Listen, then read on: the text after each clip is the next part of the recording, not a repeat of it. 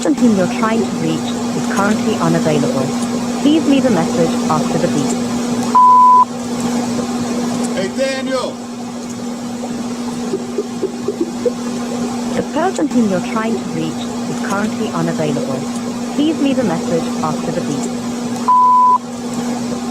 Hey, Daniel! The person whom you're trying to reach is currently unavailable. Please leave a message after the beep. Hey, Daniel! The person whom you're trying to reach is currently unavailable. Please leave a message after the beep. Hey, Daniel! The person whom you're trying to reach is currently unavailable. Please leave a message after the beep. Hey, Daniel! The person whom you're trying to reach is currently unavailable. Please leave a message after the beep. Hey, Daniel! The person whom you're trying to reach is currently unavailable. Please leave a message after the beep. Hey, Daniel! The person whom you're trying to reach is currently unavailable. Please leave a message after the beep. Hey, Daniel! The person whom you're trying to reach is currently unavailable. Please leave a message after the beep. Hey, Daniel! The person whom you're trying to reach is currently unavailable. Please leave a message after the beep. Hey, Daniel! Hold on, Dan. Hold The on. person whom you're trying to reach is currently unavailable. Please leave a message after the beep. Can you hear me? Hey, Daniel! Hello, hello. Can you hear me? Hold The on. person whom you're trying to reach is I currently can neither see nor unavailable. hear you. Please leave a message after the beep. Can you hear me? Now I Hear me? can. Hey, Daniel! Hello, hello. Can you hear me? Hold The on. person whom you're Say trying to something. reach is I currently can neither see nor unavailable. hear you. Please leave a Can message you hear me? after the beep. Can you hear me? Now I Hear me? can. Hey, Daniel! Hello, hello. Can you hear me? Hold The on. person whom you're Say trying to something. reach is I can currently neither see nor unavailable. hear you. Please leave a Can message you hear me? after the beep. Can you hear me? Now I Hear me? can. Hey, Daniel! Hello, hello. Can you hear me? Hold The on. person whom you're Say trying to something. reach is I can currently neither see nor unavailable. hear you. Please leave a I'll be Can you right hear me? there. You should be able to hear me now. Can you hear me, Daniel? Hold The on. person whom you're Say trying to something. reach is What's I can going neither on? see nor hear you. Please leave a I'll be Can you right hear me? there. You should be able to hear me now. I can't hear you. Can you hear me, Daniel? Hold The on. person whom you're Say trying to something. reach is What's Can going currently neither on? see nor unavailable. hear you. Please leave a I'll be Can you right hear me? there. You should be able to hear me now. I can't hear you. Hello? Can you hear me, Daniel? Hold The on. person whom you're Say trying to something. reach Oh, What's Can going neither on? see nor hear you. Please leave a I'll be Can you right hear me? there. You should be able to hear. Hello?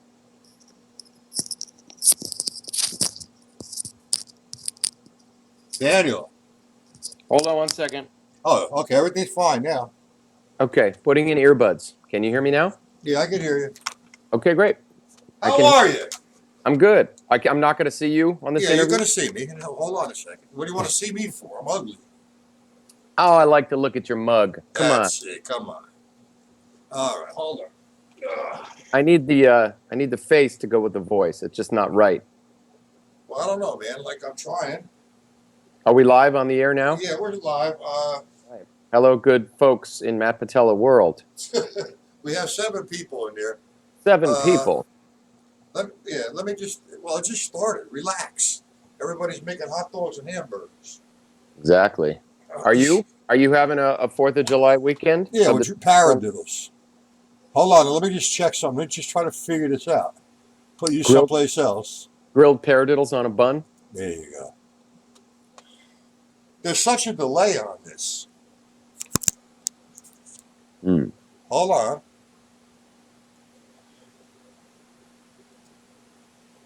Can you hear me now?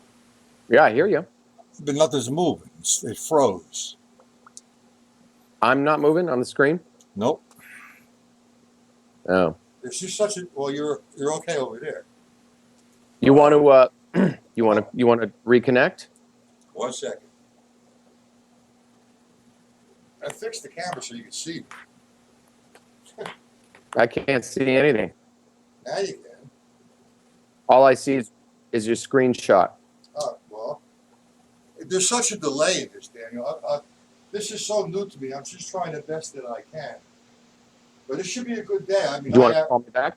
Huh? Yeah, call me back, and I'll put you back. Do you want to call me back? Let me call you back. Let me hang up on you. Okay. Oh. Hold on. Okay. Disconnect, Daniel.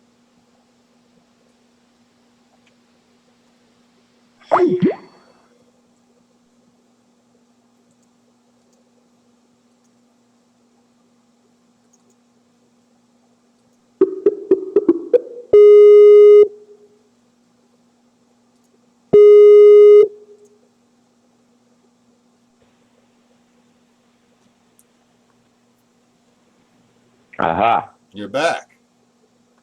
Are you on a laptop? I'm back. Okay. Looking from. Let me go over there. I am. All right, that's okay. The connection is really bad. That's all right. We'll work it out. We'll work the delay out. You're coming back. Is everybody at home this weekend streaming Game of Thrones? Is I don't know. that why the connection is slow? No, my kids are all over the place with this Wi-Fi. I got 2 different kind of routers. You're coming in okay. Okay. Very I good. still can't see you. Well, you can see me. It's going to be a bit of a delay. You can see me now. No? Okay. No, I don't see anything. Hold on. That's all right. Well, let me try to get you over on the screen so you can see me. That's probably why. I don't know. We don't want to keep the. It drives me crazy. It's cool there, I guess. You can see the top of my head. You can see me once in a while.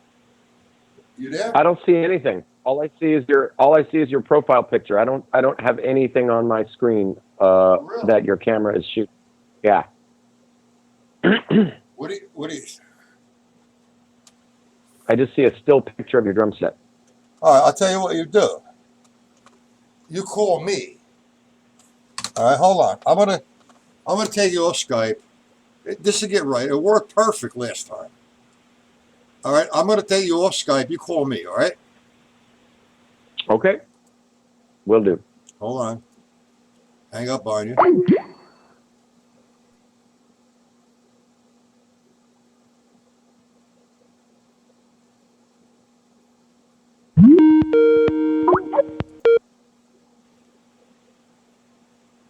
It's a better connection. Okay, that's good. Well, still red. All right. It's the broad bandwidth. All right, we'll go with what we got. All right. Let me put myself online there. You can see the PV. Can you see anything now? Nope. Really?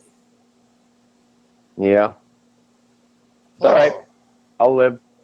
Well, me too. I do know what you look like. Yeah, well, okay. There is 7 people now. 7. 7. Hello, 7 people. Well, they're going to get into the chat. Anyway, hello, Daniel. How are you? I'm doing well. Let doing me very just well. Put something in the chat. Let me see. Hold on.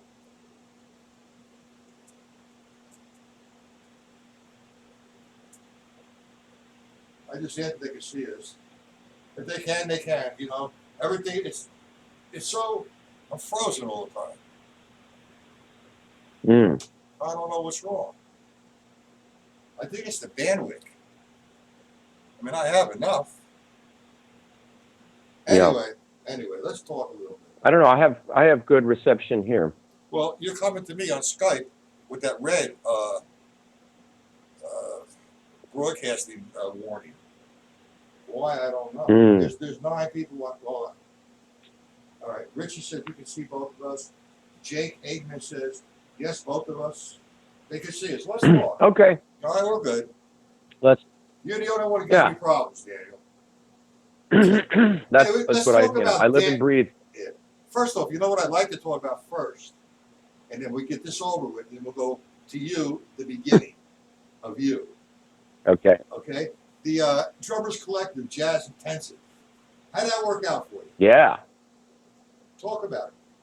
It was an amazing experience, an amazing 4 days.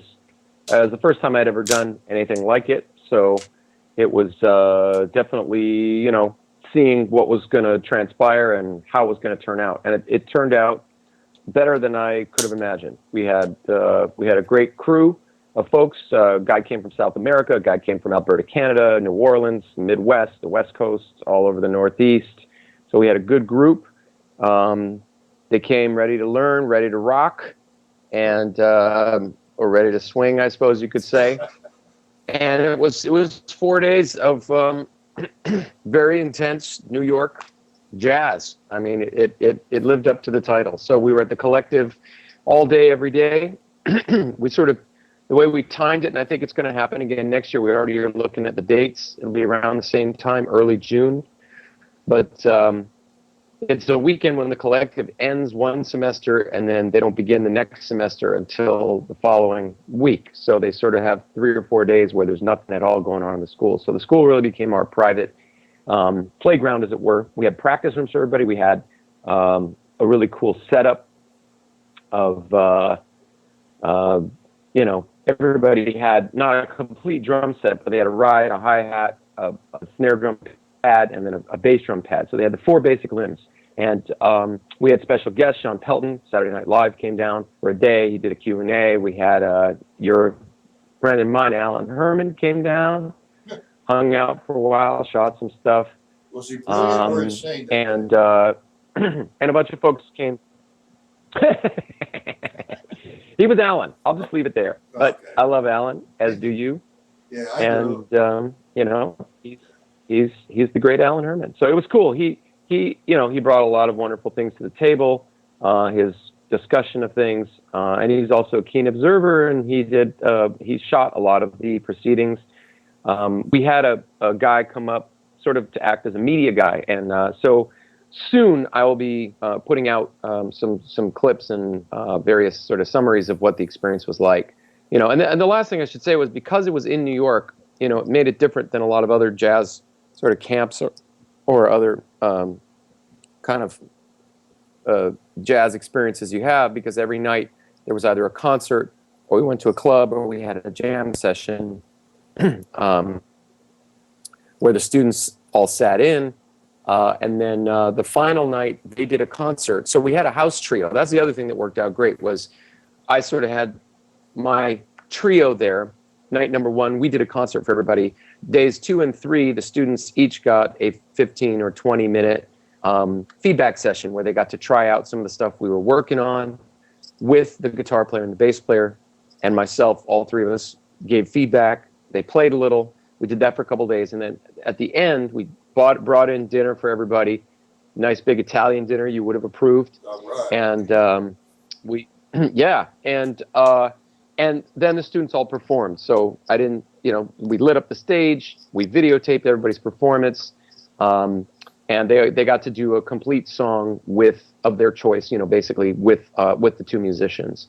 And then after all that, we ran over to Birdland, and everybody got to hang at my regular Monday night gig, the gig I do there every Monday, Cast Party. And 2 of the participants actually sat in. So it was, we were going about 14 hours a day. We also, by the way, got to go to Steve Maxwell's drum shop, and DW, now that they own Gretsch and LP and Toka and Ovation, they have a brand new showroom in New York City, a private invite-only kind of showroom where they take meetings and artists, it's an artist place to go and whatnot. And they just opened, and they're on the floor above Steve Maxwell in the same building. So we took the whole crew there, and that was an incredible experience. Garrison, who's the artist relations guy from DW, gave us a special tour of the place, and we got to hang with all that, and then everybody ran downstairs to Steve Maxwell. So basically, out of 4 days and 4 nights of about 14 hours a day, they had 1 night off well, I had a gig, an early gig, 6 to 8 p.m., a 1920s gig that I do on a fairly regular basis with a piano player named Terry Waldo at this great club in the Village, Fat Cat. So on the Sunday, they got to go there. They all came to that gig, and then at 8 o'clock, I released them, and they had one night in New York to do whatever they wanted to do. So a lot of them went to Blue Note, and whoever ran around, checked out all the jazz stuff. So it was a very great experience. It was really fantastic, and the educational part of it. I mean, the curriculum that I put together. I'm really happy with how it worked out. I didn't know how it was going to work out, but basically, we really follow my philosophical approach to jazz, which, as you know, is like very fundamentally based, ground up based. Start with really defining a pulse, and build up from there. Add limbs from there. Add more sort of chops and things from there. But every day for 4 days, I did a PowerPoint about a different era of jazz. So that was about an hour and a half, and we watched videos and looked at a lot of photos, listened to music from that era. So we kind of broke jazz up into 4 distinct eras, obviously starting in the earliest days, the 1920s. We looked at blues, a lot of key things. And what was great, I think the coolest thing about it was that, and this is something that I sort of pride myself on as a teacher, is that it really doesn't matter what level you're at. It's good for all of us to take a look at the big picture and really try to understand what we are supposed to be doing as jazz drummers, not just learning stuff to do with our arms and legs, but what is our job? How do we fit into the music? How does the way we play the drum set matter when it comes to jazz? How do we interact with other musicians? How do we need to involve an understanding of jazz repertoire and music in what we do? Because too often jazz, when we study jazz as drummers, we just focus on, the Ted Reed book or the Lawrence Stone book or the John Riley books or the Jim Chapin book, and it's all about hand-foot coordination and all that kind of stuff. And while that is all wonderful, at the end of the day, being great at hand-foot coordination has nothing to do with playing jazz. It is only there as a means of expressing our musical understanding and the conversation that we are having with our fellow jazz musicians, towards making that more sort of articulate and clear and concise. Well, so that's really my message. And we had a pretty broad range. We had a 17-year-old kid. We had guys that were in their 60s. We had this 17-year-old kid, by the way, is a monster. And he came to us via, I don't know if you know who Sherry Miracle is. She's a fantastic jazz drummer in New York City. She runs a band called the Divas. It's a big band, the Divas Big Band. They've been around for 25 years. I know who that is. And that band was started by Stanley Kay, who was Buddy's, first his rehearsal drummer for many years, and then became his road manager. So Buddy, as probably many people know, Buddy did not read music. And so when it came time for him to learn new songs for his band, he would have another drummer play the chart. And he would sit out in the audience or out watch the band and just listen. And within a few run-throughs, he had learned the entire tune from memory.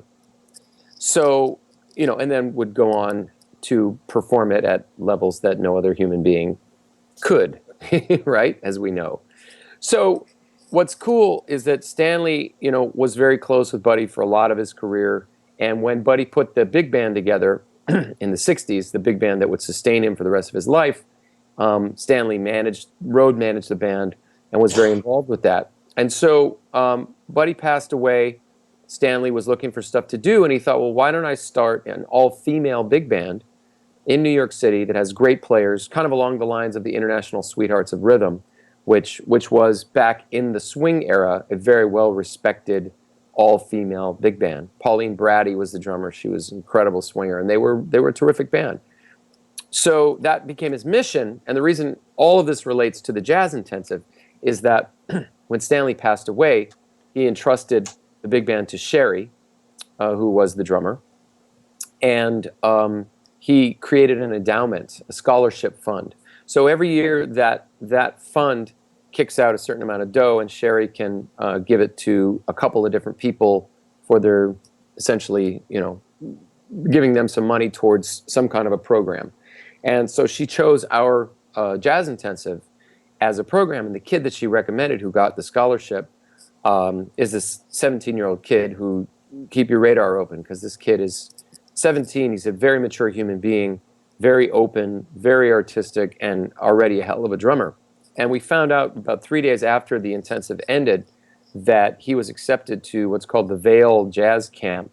Every year, I guess, in Vail, Colorado, there's a big jazz festival, and there's a special camp that runs on that. And they only bring in 12 students. So it's by audition, 2 in each instrument. So you have a sextet. And Nick is one of the 2 drummers that got in. And people like Lewis Nash are the instructors, John Clayton, like absolute top heavyweight jazz instructors and musicians. So I was really honored that he was part of our thing, and he had a great time. And guess what? He learned something, so that was cool. I mean, to take somebody who's already fairly advanced and kind of blow his mind and expand his mind. And so anyway, it just was a wonderful experience. We had a lot of this guy from Argentina who came up, Buenos Aires. He had like the fastest samba hand I've ever seen on the cymbals, like one of those guys playing sambas at like 300 miles an hour. And he was a composer and a piano player, but playing standard straight ahead swing stuff was not really his strong suit. So there was a lot of great information shared. It was a wonderful group. We got really close in those 4 days, and it was just a wonderful experience. What can I say? That's a good thing. It's a lot of fun. Everybody's smiling. Everybody's happy. Listen, before you go on, I want to make this announcement to you publicly. First of all, I don't know, I'm sure that you've had people thank you for all the work that you've done in putting together your history of the drum set. So I want to say thank you. That is one heck of a contribution, and that took a tremendous amount of research, a tremendous amount of work. So thank you, Daniel. You're very welcome, my friend, and thank you for all your incredible work with your internet groups and the information that you share. And I do play drums too. And absolutely, I mean your work as a drummer and as an educator, and I mean it's I feel like there's more and more a group of us that are defining ourselves as guys that are feel it is our mission, our passion to pass along the lessons of the masters, and your entree into that was your work with Joe Morello, and I got to work with Freddie Gruber, and then I interviewed a lot of the old school cats. I'm sure you knew a lot of the old school cats coming up in this area. To me, those guys created something that we all take for granted today, whether it was a Joe Morello or whether it was an Earl Palmer on the rock and roll side, and the fact that our industry hasn't done such a good job of really documenting what they did or trying to frame their message in a modern context that anybody in 2016 can grab a hold of. To me, I think that's even more. I mean, you could talk about somebody and note their accomplishments, but to a lot of younger people today, it's like, well, that's just some old school guy. What does that have to do with me? I'm into what's happening now. So how do we get people excited, or get them interested to want to learn the lessons of the old school cats or understand more deeply what that's all about? Well, you know what? I mean, I watch your DVDs, and I appreciate you giving me one last time you were here, a couple of them, as a matter of fact. And, that's a lot of work and a lot of research. And a lot of love. I'm still tired. Listen, I have an idea for you, if you'd like. You're taking it from the beginning of Western culture. Have you ever considered doing anything on the eastern side of the world? Well, I don't really take it from the beginning of Western culture. My area of interest and, perhaps you might say expertise really is sort of the, end of the Civil War, the mid-1800s until today. So maybe 150 years of stuff. Yeah, well, that's what I mean. That's a chunk. What I mean about the conceptually. Yeah. You have the Western sort of concept as opposed to the Eastern concept. Sure. And, there's like night and day, and it creates a lot of not problems, the misunderstanding of rhythms.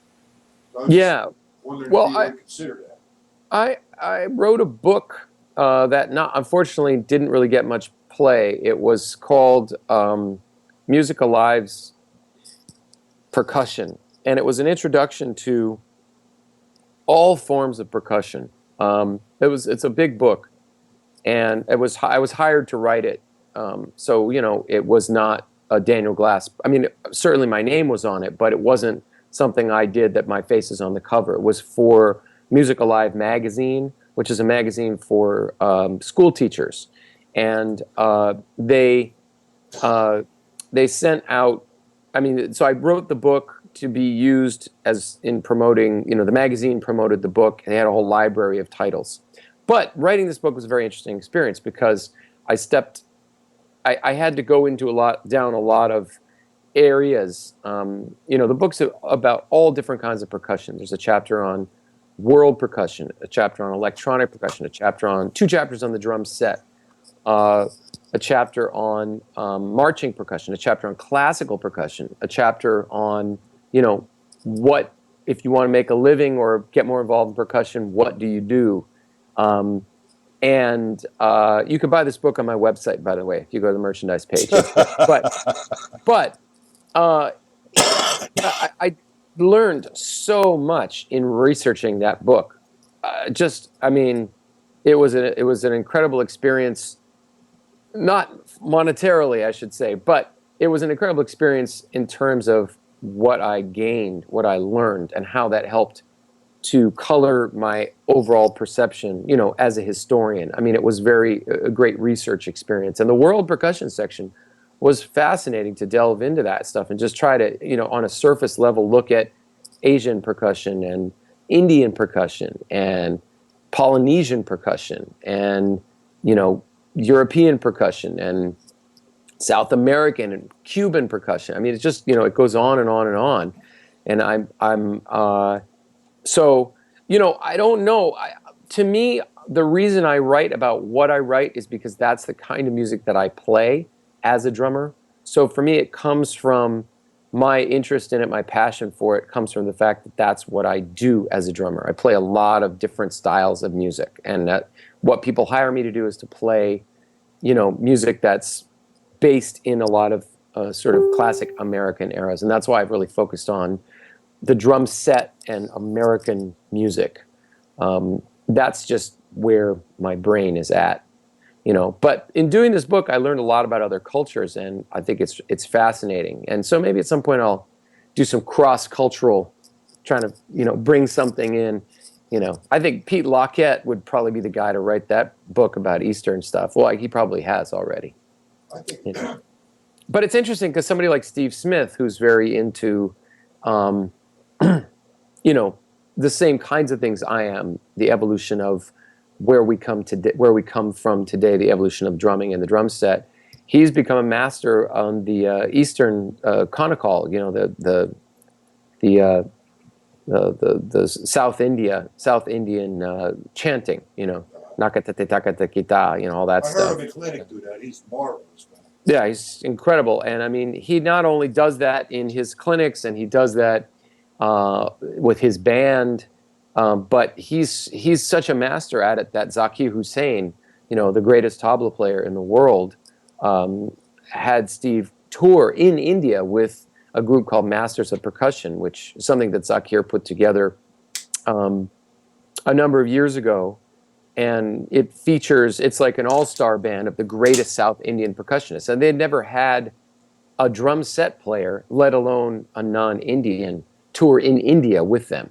So Steve actually went to India and toured with him. So that's how deep he's gotten into at least that one little sector of Eastern percussion. And it's very interesting. And he was preparing. He lives near me here in New York City. He lives 4 blocks away when he's in town. He's not in town all that often. But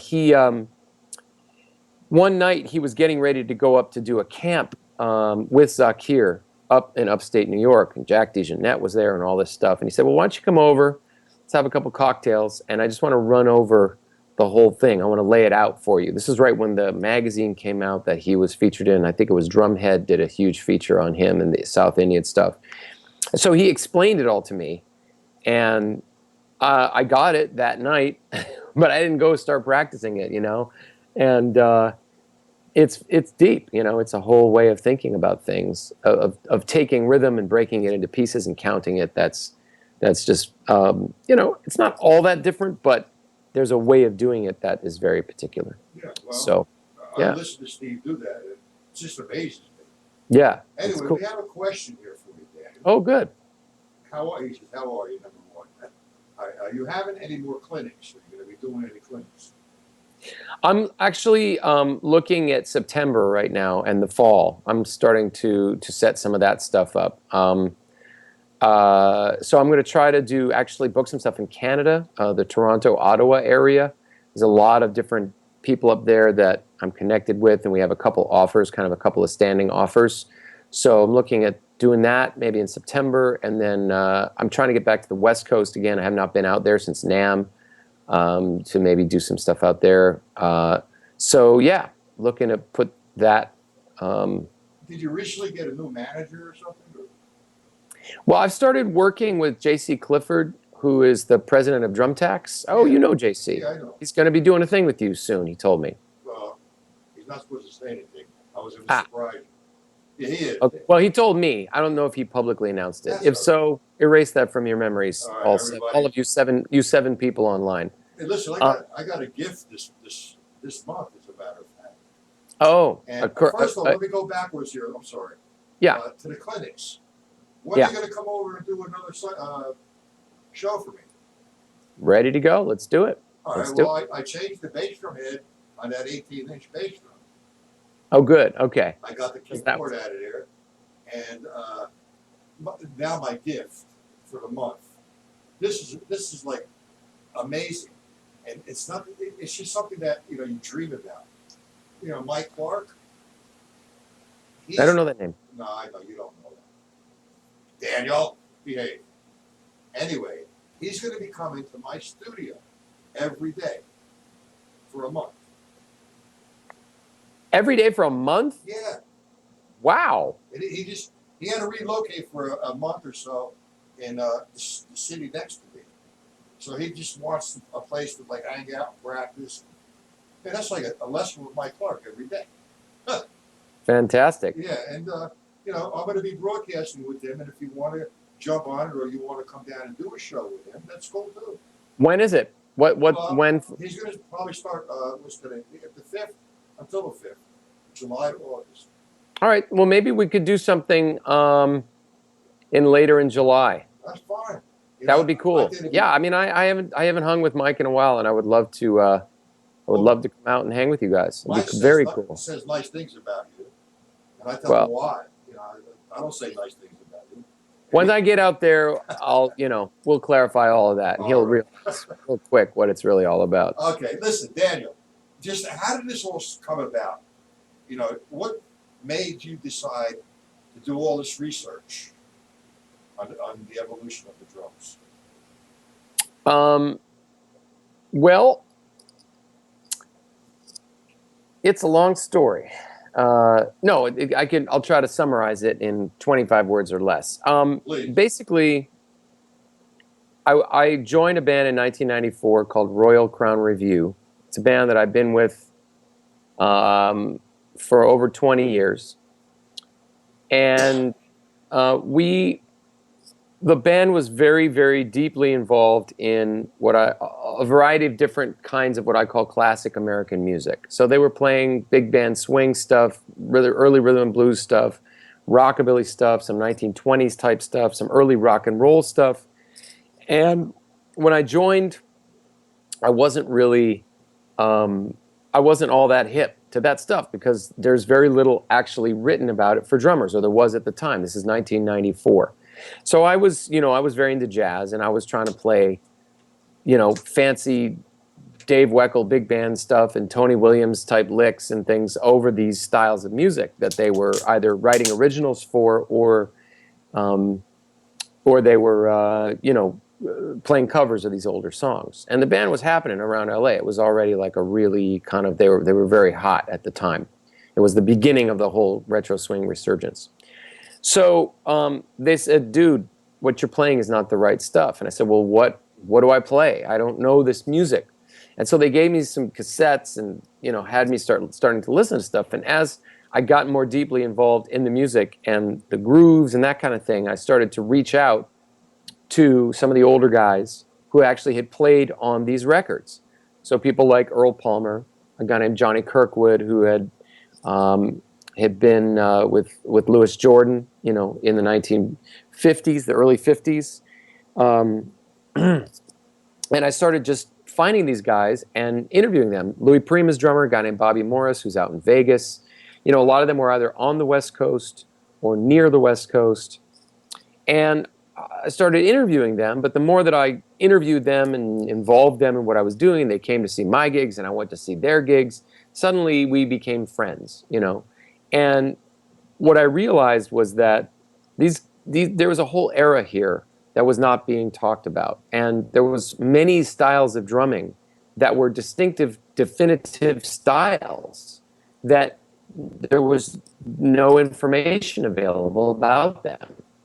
And so that's when I started to, at the same time all this was going on, the guys in my band were all big vintage instrument junkies, and really anything to do with mid-century modern clothes and cars and books and, apparel and accessories, and guys had jukeboxes and vintage, it was like crazy. These guys we were making money and we were spending it all on, like, I have a collection of tie bars and cufflinks, vintage tie bars and cufflinks that would kill you. I have probably 200 vintage ties, great vintage suits. So in any case, I started collecting vintage gear because everywhere we went, every city we went, on the drive there, we'd stop at an antique mall, or we would get to the town and rush to the cool music store that had the cool stuff, or, somebody could know somebody who would know somebody who was selling a Rogers kit or a Gretsch kit or, whatever. So I started to embrace the vintage drum thing in addition to everything else that I was into. And when you put all that together, playing the music, I got into reading music biographies. So I started, that's pretty much the main reading I've done for the last, I would say 25 years. I don't read fiction. I read biographies and I read music histories.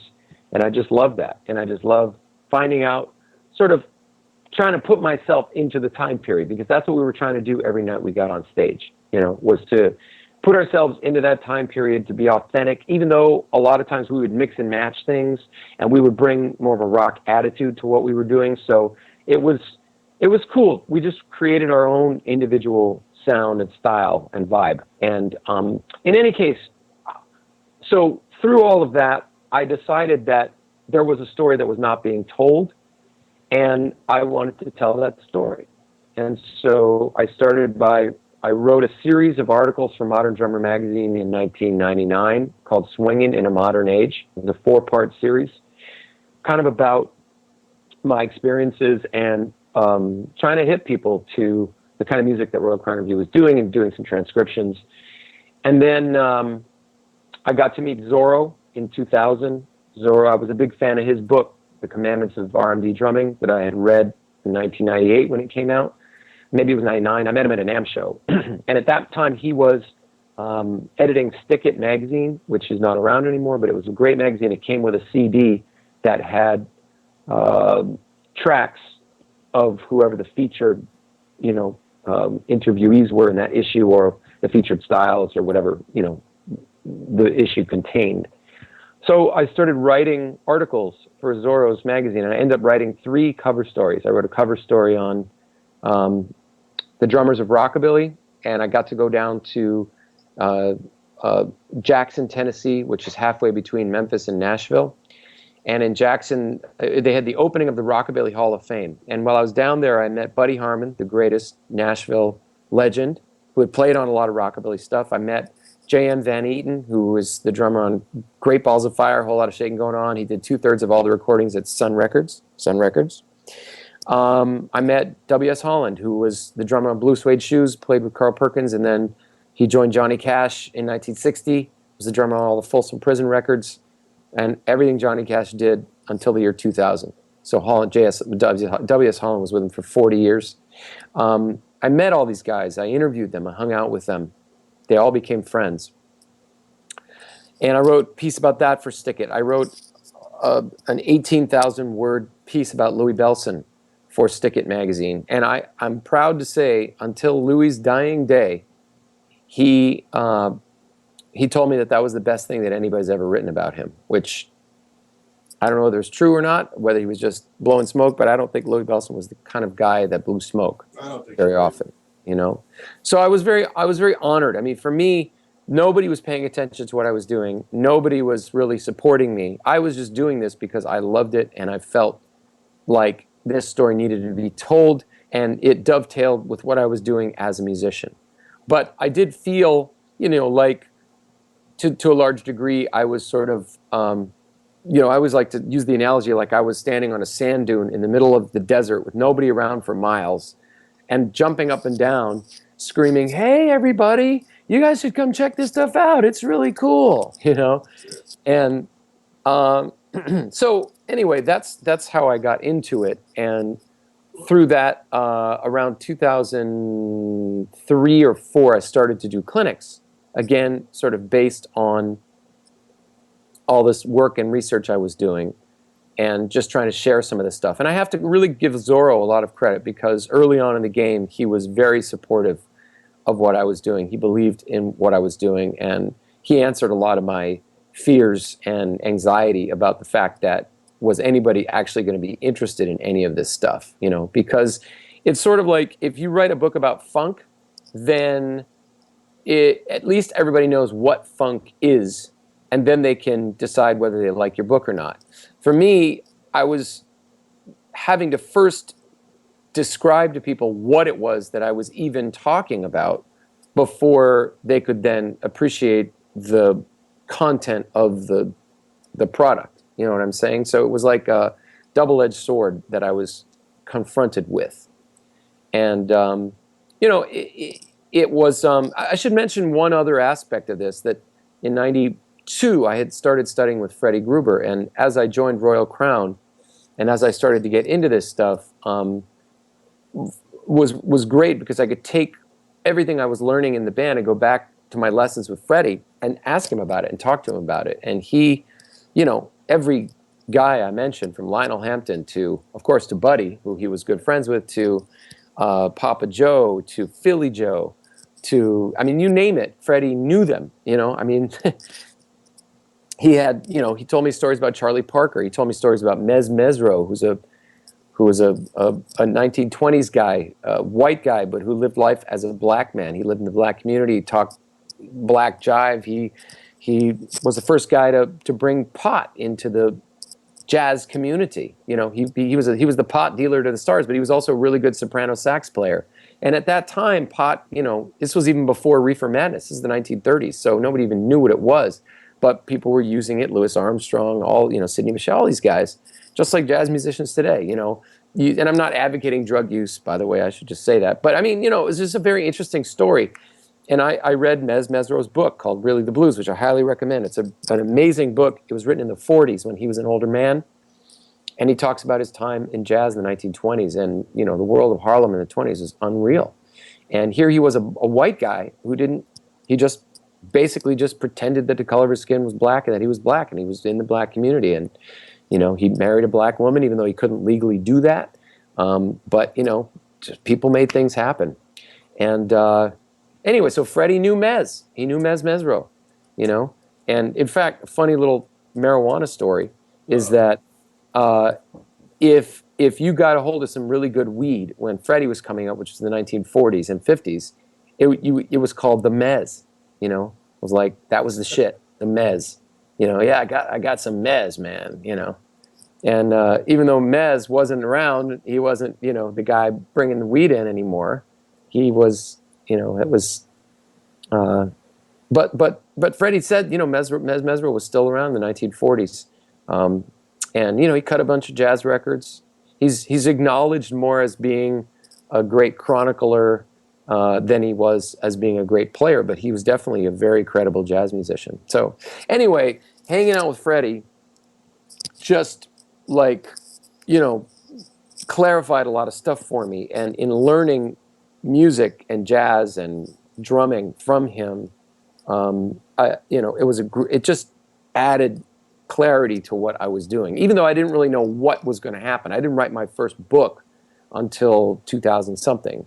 I studied with Freddie from 92 to 96, but all this was happening at once. And I was mentored by, Freddie he was not an easy mentor, he was not an easy man, and he did not suffer fools, and often he could be moody and strange, but he also was a beautiful guy who really, he cared. I mean, his whole life was his students. His whole life was his teaching. His whole life was the drum and percussion world. And so he gave a shit, he really did. And if you were willing to hang out with him and put up with his eccentricities, there was a hell of a lot to be learned. And I'm sure you talked to Bruce Becker about that and many other guys that have studied with Freddie. And, I feel lucky to have been at that moment in time where I was. I'm sure very similar to your work with Joe, I mean, that it was impactful to you, and it affected your life in a way that set you on a path, Well, I just want to continue doing what I do, and what Joe has showed me to bring it out there. Yeah. There's so many different kind of things going on. And it's so confusing, but you stay with what you do and you do it. Yeah, exactly. What can I tell you? Let me ask you one question, because everybody's kind of interested in what you're saying. I don't want to change the subject. Sure. But from the beginning of this project to the end of putting the cellophane on the DVD cover, how long did it take you? Took a long time. Yeah. I mean, my first book, which was a prequel to Zorro's Commandments of R&B Drumming book, and it's for those who may not know, it's called The Commandments of Early Rhythm and Blues Drumming, which is just like, why would anyone come up with such a long title? But that's the title, The Commandments of Early Rhythm and Blues Drumming. So, which is available on my website. Go check it out. I have it's your a great website. I'm sorry, Dan. No, that's okay. I'm going to change the scene, but you can keep talking. Yeah, And well, I can't. I'm going to show them your website. Yeah, just there's a merch tab, and you could scroll down and show all the books and DVDs, everything I have, CDs. It's all there. You're going to lose me, but that's you still can talk though. Yeah, no, that's fine. Anyway, so that book took 8 years from the point of conception, so to speak, to when it finally came out. That was an epic journey to get that book done. So for people who think that this is so easy and this stuff just falls out of you, I mean, guys put years and years and years into this stuff. So the Century Project, I would say, all told, was a 12-year project. Although, because it really began when I started doing the interviews and when I started writing articles, and the DVD came about because of clinics. I was going out and doing clinics about the history of the drum set, the evolution of drumming and drumming styles, and what started out as maybe a 1-hour presentation soon ballooned into 3 hours. And I was doing this clinic, like one year I did, 30, 40 clinics, 3 hours long each. And I was killing myself. But it was coming together in a really great way. And it took me a while to turn it into a century. First it was sort of like, say, 30s swing, 40s, rhythm and blues, 50s rockabilly and early rock and roll, and that's what I started talking about. And then things just started stretching backwards because I kept asking questions, and I kept, well, if you want, to clarify what this is, I got to go back here. And it kept going back, and then it kept going forward. And I really felt like, the reason I ended up settling on those dates, it was a convenient century, but 1865, the end of the Civil War, makes sense because that's really when the drum set was really just in its earliest stages. And also the end of the Civil War was an important time because there were major shifts in America altogether. But in American culture, that's when African Americans start to participate more, and we start to develop kind of more of a modern sense of what American music is. So, and then of course you go 100 years forward, 1965, really 1964, is the era of the British invasion. And the reason I stopped there is because a lot of the drummers in our collective understanding of drumming, we go back to Ringo. We don't go back much further than Ringo. So it's like Ringo's ground zero for a lot of people, which is fine. But to me, that's why it made sense to go from 1865 to 1965. So Don Lombardi and Don Lombardi, of course, is the president of DW, the founder of DW. He was also a student of Freddie's. I gave Don a copy of that rhythm and blues book in 2008, 2009. And Don loved it. And he said, why don't you come out to Drum Channel? Drum Channel had just started. It was new. He said, come out to Drum Channel and let's do, I think the show was called DC Live. And it was an interview show. You'd sit down and talk on the couch, and then you'd do some playing. And I came out, and Don was the host that day. And Don and I mean, even though I had been a DW endorser since 1994, I really had not ever had much to do with Don Lombardi. So in 2009, we clicked, and he was really excited about doing video projects with Drum Channel. So we decided to plan this idea of taking my clinic and turning it into a DVD, and that's when it began. So we started that idea in maybe March of 2009. We did not shoot a frame until 2011.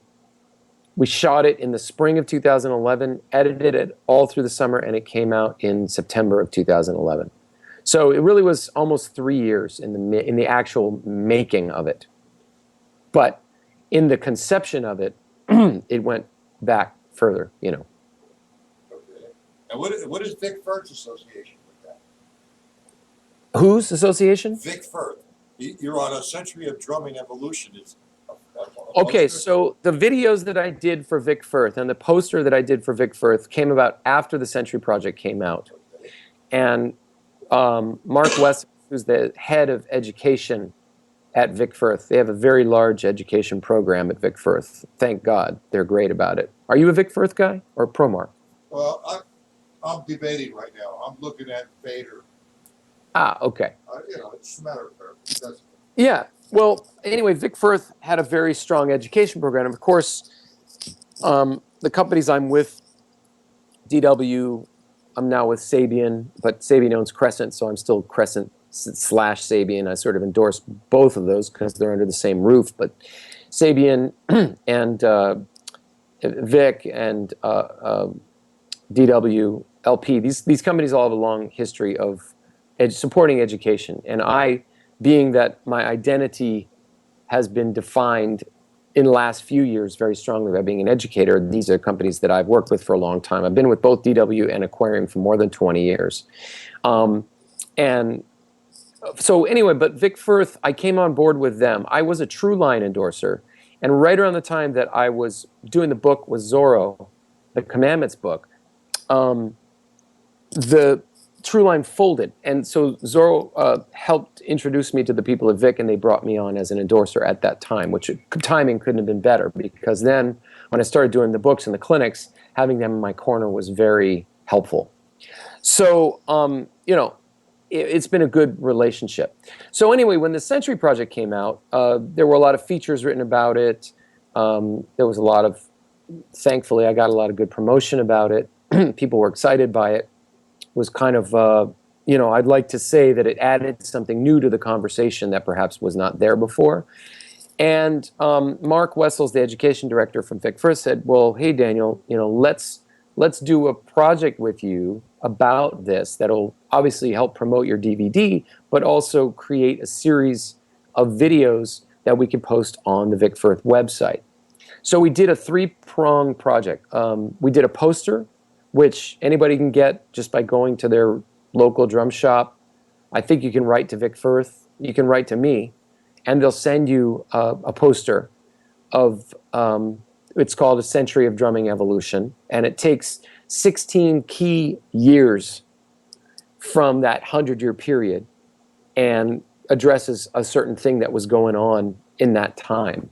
So we go, again, from 1865 to 1965, but there's only certain 16 dates that we cue in on. Each one has a square. For each of those dates or events, there's a corresponding video.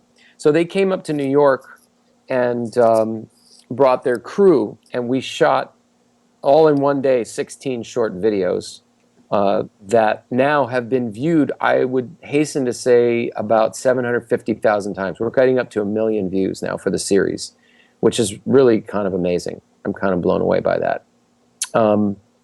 And interestingly, it's sort of a double-edged sword. On the one hand, I'm a little... a lot of people have seen those videos and think that's all there is. And they don't realize, even though the trailer for the Century Project is at the end of every single one of those 16 videos, they kindly put the trailer in there for me. I said, hey, we got to promote my DVD here. But they, you know, a lot of people just think that that's it. Like that whole series is all that I've done about the history of the drum set. And so a lot of people write, you know, God, I wish there was something out there that really dug into this subject, or can you do more, you know? And I'm like, people, there's a whole freaking 3-hour DVD out there about the history of the drum set. And then there's a, you know, I should mention there's a 4-hour DVD called Traps, which is all about vintage drums that goes, it's a part of a set with the Century Project. So if you're into vintage drums, you got to check that DVD out. It's called Traps, The Incredible Story of Vintage Drums. Well, they get all this, I'm sorry, they get all this information on your website. Yeah, oh yeah, it's all there, and there are trailers there for both DVDs, so you can watch the trailer and, you know, all that jazz. But I'm sorry. Yeah, no, that's fine. Anyway, so that's the story of that. So that Century of Drumming Evolution, the idea is it's sort of a bunch of teaser videos to get people excited about the topic, and then theoretically they go buy the DVD. But you know, the good news is that the products that I put out is so interesting, because the Commandments book that I did with Zorro, it's taken so long for it to start selling, and it's actually selling better now than it did when it came out in 2009. So it makes me happy, you know. It's selling steadily every month. And when you have kind of a catalog of products, and you're out there just continuing to, you know, grow that agenda, then people get excited and they start buying one and then they buy another, and, you know, so it's it sustains itself after a while. Anyway, Daniel, I can't spend too much more time here. However, let's talk about your private lessons, your Skype lessons, and your drumming lessons. Yeah. Well, in the last few years, I've really been able to take advantage of Skype. Again, I think I got on board kind of at the front edge of that. A lot of people are not sure that Skype teaching would work or be effective, and I think it actually can be very effective. Of course, it depends on the teacher and it depends on the particular curriculum and the material. But for me, it's been a great thing. It allows me to bring my message to the world as my marketplace, and nobody has to necessarily physically come, you know, take the lesson with me, and like we used to do in the old days. You know, what I teach is a combination of what I learned from Freddie, and of course I went back and studied with Bruce Becker after when Freddie no longer was teaching. So I spent a few years really cleaning a lot of things up with Bruce and digging deeper into that realm. But in addition to all that, I think what I bring to the lessons is the why behind the what, is what I like to call it, sort of tying in the historical and the evolutionary aspect of this, so that as you're learning technique or you're learning about jazz, what I really endeavor to do with my students is to make it a huge sort of big picture learning experience. And the other thing that I really enjoy about teaching is it's really almost more of a mentorship. You know, so I do consultations with people as well online, career consultations, because I, like yourself, you know, in this modern world we live in, there's a lot of getting your business act together, figuring out what that's about, how to determine what your thing is, and then how to create kind of a brand and give that brand a face and an identity, so that people start to associate you with something that's unique and something that they want a piece of or a part of. So that's been a big part of what I've been doing these last bunch of years with the Jazz Intensive and the privates and the type of clinics I do and my products, is creating the Daniel Glass brand so that for me, it becomes a sustaining business, like yourself now. This is my full-time gig is running the Daniel Glass brand. I mean, I certainly play gigs and I still am hired by a lot of people as a freelancer, but I choose the things that I want to do. And, I live according to my own schedule, which is a great thing. So what I really believe that a lot of my students stick with me for a long time, 2 or 3 years. We go on an arc, we take a journey together. And, the type of people that come to me are serious drummers usually that are very interested in really taking their playing to the next level, or taking their career to the next level. And that, when someone is jumping in like that, a lot of things come up. It's an intense process. It's a bold undertaking. And, people's defense mechanisms, their anxieties, their self-doubts, their whatever, their stuff comes up. And, if you can work with somebody for a while, you can guide them, you can shepherd them, you can work on the decisions that come up in their life. Well, this audition's happening, or this is going on, or what direction should I go in, or this is what I want to do. You define and shape goals at the beginning. And, the idea is to really get them to define their goals. I'm not going to define their goals. I'm not going to try to plug them into something. I want to know what they want. And then how can we use this experience that we have together, this mentorship, this, it's a relationship. And how can we use that to take them to where they want to go in life? And I actually find that is very satisfying for me as a teacher. They're not just somebody where I'm punching the clock for an hour. We get into it, as Freddie used to say. And I think that's something else that I really took away from Freddie, is that commitment to my students. Sometimes it's not easy. I'm not an easy pushover as a teacher. It's not all love and buddy. Sometimes you got to kick ass to get people to respond. And but I do it in a loving way, So that's what I can tell you about my teaching. And I welcome if people want to go check that out online. There's a lot of quotes from my current students. And it's really become a wonderful part of my life. And I feel like I just turned 50. I really, after 25 years in this business where I've been a guy for hire, I've been on a major label, I've done massive tours, I've done weddings, I've done every kind of gig imaginable, I've done Chinese funerals, I've run my own band, I've run my own companies, I have a lot of experience in this game, and I've been doing it a long time. And I have a lot of sort of training as a drummer, and I'm good at explaining it and good at articulating it. One other thing I will say that's unique about my Skype teaching, at least I don't know of a lot of people that do this, but whenever anybody takes a lesson with me, and by the way, you don't have to study with me for 3 years. If you want to take one lesson, cool.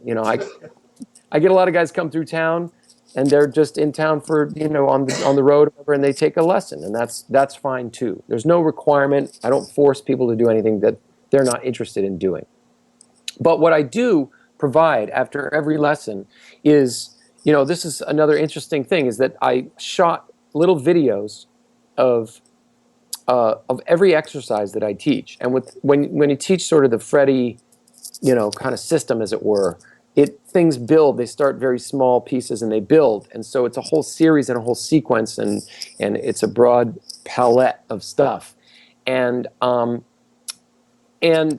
so for every one of those pieces of that large puzzle, I shot a little video. And I put these videos on YouTube, but they're private, so only my students can access them. And the idea is that when you go away from the lesson, you can review the video of me doing the exercise and pointing out all the salient points. And then I send an email after every lesson that has exactly what we covered and what the student needs to work on, with little notes and everything like that. So it's a very, very personalized experience for each student, depending on what they need, what they want, what they're going for. That's nice. Very nice. Yeah. I got to close this up in the next All right. minutes. But I'll tell you what, that was very interesting. And being that we have a few people here, and you're here, you're going to be doing a show maybe sometime in July, the end of July or maybe August, live online, not on YouTube. And next week, I have the great Dr. John Wooten. Excellent. And the 31st, the last Sunday, we're going to go into show drumming. John Berger Oh yeah, John. He's John's one of the awesome. busiest guys in the business. Yep, and that Broadway world is a whole thing, man. And those Yeah. guys are amazing at what they do. I mean, the guy from Hamilton is on the cover of Modern Drummer this month, so it's fantastic from the show Hamilton. Yeah, Jonathan Mover. You might be interested in that one. Yeah. He has that new magazine. I'm not certain what that magazine is. Mm. He just purchased the rights to a magazine. He owns it. Who is this? Jonathan Mover. Oh, Jonathan Mover. Well, yeah, he's been doing Drumhead for years. Right. Yeah. Cool. But That's anyway, a great magazine. That's a great magazine. I I also just want to let people know I'm very excited. I got some news today, this morning. I was accepted to give a presentation at the Jazz Education Network conference in New Orleans in January of next year. So really excited about that. Yeah. And so that's a very wonderful organization for jazz education. And I'm very honored to be. I did a clinic there a couple of years ago. I think 2014, 2013, something like that. So I'll be back there and get to go to New Orleans again. So I'll probably do some clinics and other things while I'm in town. And yeah, looking forward to it. You need a bodyguard. Yeah. Just kidding. Well, everybody needs a bodyguard in New Orleans, I'll tell you. Yeah. Anyway, The other thing is, I want to mention, if for people who are in New York City, I'm going to be appearing with a terrific big band, the New York All-Star Big Band, run by a guy named James Langton, on Monday, July 18th, I think is the date. Is that a Monday, July 18th? I'm not sure. I got it on the And yeah, so and it's at the Cutting Room. So I'll be at the Cutting Room with a terrific big band. Yeah, Monday, July 18th. That's 2 weeks from tomorrow. And otherwise, I'm at Birdland every Monday night, every Monday of the year. Whenever I'm in town, I am at Birdland doing an amazing show called Cast Party. I invite everybody down. It's all-age show. It's run by a couple guys from Liza Minnelli's band. Liza Minnelli's musical director is the leader of the House Trio, of which I'm a part. And every week, unbelievable people sit in. Every kind of entertainer. A lot of Broadway stars of all the Broadway shows, cabaret stars, but then you get Kenny Loggins and Liza Minnelli and Barry Manilow and Art Garfunkel sat in, and people like Lisa Lampanelli and Weird Al Yankovic. I mean, all kinds of people are in there every freaking week. And we have a great time, and the level of it's basically an open mic night, but it's like the most high level open mic night you'll ever see in your life. And so I invite people to come check that out. I'm always there on Mondays if I'm in town. All the dates are on my website. Okay. Anybody have any questions before I close up? I mean, my throat hurts from talking so much. I had to throw that in there, Daniel. Yes, you had to throw that in there. Because again, I love you, man. You're a nice guy. You had to throat that in there? I guess there's no questions. Come on. How many people are online now? 5? Yeah, 2? that's it. They all left. Sons of... No, I'm only kidding. All right. Well, if that's it, I thank you again. Appreciate it. And I appreciate you, Matt. Everything you do for the drumming community is beautiful. You really care, like we've been talking about. You're in it. You're in it for the good of the music and the good of drumming and keeping our traditions and heritage alive. And you do great work and all your internet groups and everything. So I thank you from the bottom of my heart for helping to support my agenda. And by the way, anybody who's on, go check out the couple of things that I did on the Matt Patella live lessons. They're up on YouTube. I did one with Alan Herman talking all about Freddie Gruber, and I did another one all about the evolution of pulse. Both of which I've gotten just tremendous feedback on. People have really gotten a lot out of those things. So if you want to dig deeper into my philosophy and my past and learn more about Freddie Gruber and all that jazz, that stuff is available on your YouTube channel, right? Right. Yeah. Well, they're on it now. All right. Anyway, Good. Daniel, with much drum love, man. Thank you very much. Much drum love. Have a great time with everybody and with Mike, and let's talk. And hopefully, I'll come down. I'll come out there in July, and I'd love to hang out with Mike again. It'd be really cool. Okay, not a problem. All right. Okay, guys. Take care. Good night. Bye bye. Take care. Thank you, Daniel. Sure, man. I never saw you once. All I see is the picture. I of your don't know. But It's that's like all right. I'm sorry. We'll That's talk okay. on Skype after this. I mean, not a problem. Give me 5 minutes. Yeah, no, it's okay. I mean, no big deal. All right. It's a cool picture. I like it.